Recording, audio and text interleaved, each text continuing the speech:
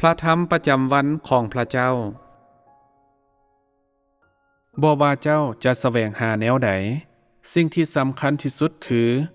เจ้าต้องเข้าใจภารกิจที่พระเจ้าได้ปฏิบัติในปัจจุบัน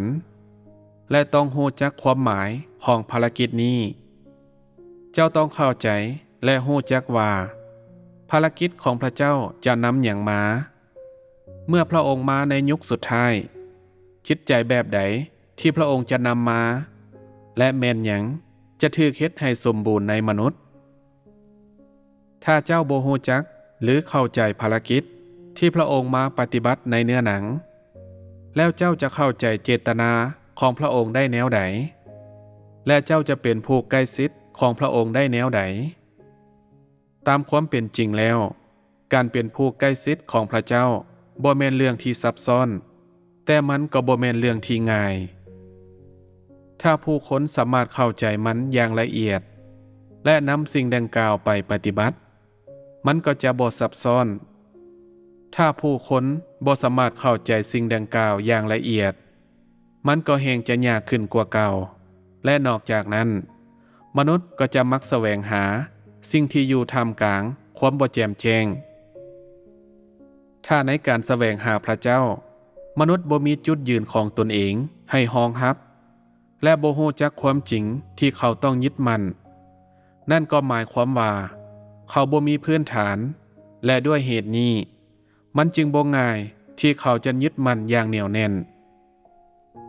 ปัจจุบันนี้มีหลายคนที่บ่เข้าใจความจริงซึ่งเป็นคนที่บ่สามารถจำแนกความดีและความชั่วหรือบอกสิ่งที่ควรฮักหรือสังคนดังกล่าวยึดมั่นอย่างแน่วแน่นได้ยากคำตอบสู่ความเชื่อในพระเจ้าแม่นความสามารถในการนำความจริงไปปฏิบัติเพื่อแสดงให้เห็นการคำนึงถึงเจตนาของพระเจ้าฮู้จักภารกิจของพระเจ้าที่มีต่อมนุษย์เมื่อพระองค์มาเป็นเนื้อหนังและหลักการที่พระองค์ทรงกล่าวออกมาอย่าติดตามคนส่วนใหญ่และเจ้าต้องมีหลักการที่เจ้าต้องเข้าร่วมและต้องยึดติดกับพวกมันการยึดติดอย่างเหนียวแน่นกับสิ่งเหล่านั้นที่อยู่ภายในเจ้าซึ่งพระเจ้าเฮ็ดให้สว่างขึ้นเป็นการช่วยเหลือให้แก่เจ้า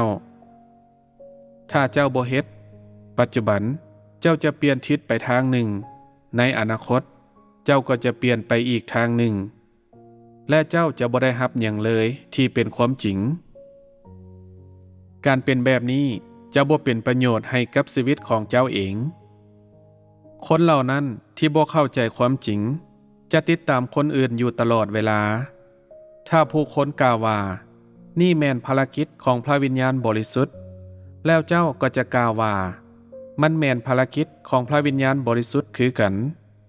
ถ้าคนอื่นกล่าวว่ามันเป็นภารกิจของวิญญาณชั่วร้ายแล้วเจ้าก็จะสงสัยเช่นกันหรือยังเว้าว่ามันแม่นภารกิจของวิญญาณชั่วร้ายเจ้าเรียนแบบคำเว้าของคนอื่นอยู่เป็นประจำและบ่สามารถจำแนกสิ่งใดด้วยตัวเจ้าเองและเจ้าก็บ่สามารถคิดเพื่อตัวเองนี่แม่นคนที่บ่มีจุดยืนซึ่งบ่สามารถจำแนกความแตกต่างซึ่งบุคคลดังกล่าวเป็นคนเวทนาที่บ่มีค่าเลยเจ้าต้องเว้าตามคำเว้าของคนอื่นซ้ำๆในปัจจุบันมีคนบอกว่านี่แม่นภารกิจของพระวิญญาณบริสุทธิ์แต่มีความเป็นไปได้ที่มื้อหนึ่งจะมีคนกล่าวว่า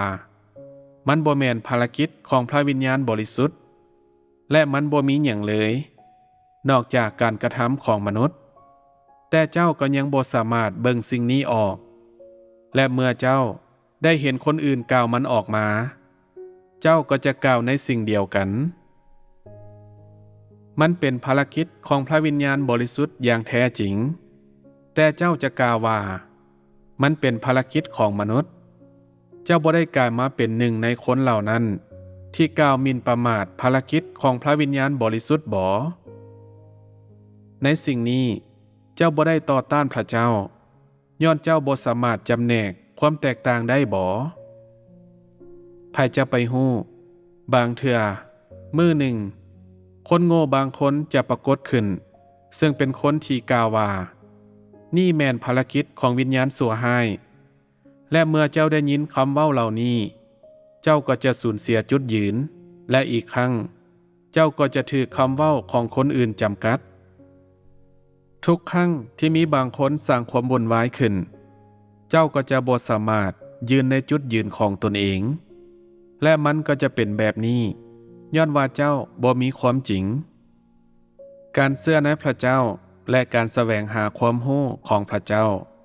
บ่แม่นปัญหาที่บ่ง่ายดายเพียงแต่เต้าโฮมกันและรับฟังคำเทศนาบ่สามารถเฮ็ดให้บรรลุสิ่งนั้นได้และความฮักอย่างลงไหลอย่างเดียวบ่สามารถเฮ็ดให้เจ้าสมบูรณ์ได้เจ้าต้องประสบกับและฮู้จักและมีหลักการในการกระทำของเจ้าและรับภารกิจของพระวิญญาณบริสุทธิ์เมื่อเจ้าได้ผ่านประสบการณ์หลายอย่างเจ้าจะสามารถจำแนกความแตกต่างหลายอย่างซึ่งเจ้าจะสามารถจำแนกระหว่างสิ่งที่ดีและสิ่งที่ชั่วระหว่างสิ่งที่ยุติธรรมและสิ่งที่ชั่วร้ายระหว่างสิ่งที่เป็นเนื้อหนังและเลือดเนื้อและสิ่งที่เป็นความจริงเจ้าควรสามารถจำแนกระหว่างทุกสิ่งเหล่านี้และด้วยการเฮ็ดแบบนี้บ่ว่าจะอยู่ในสถานการณ์ใดก็ตามเจ้าก็จะบ่สูญเสียจุดยืนจักเทื่อนี่จึงแม่นวุฒิภาวะที่แท้จริงของเจ้า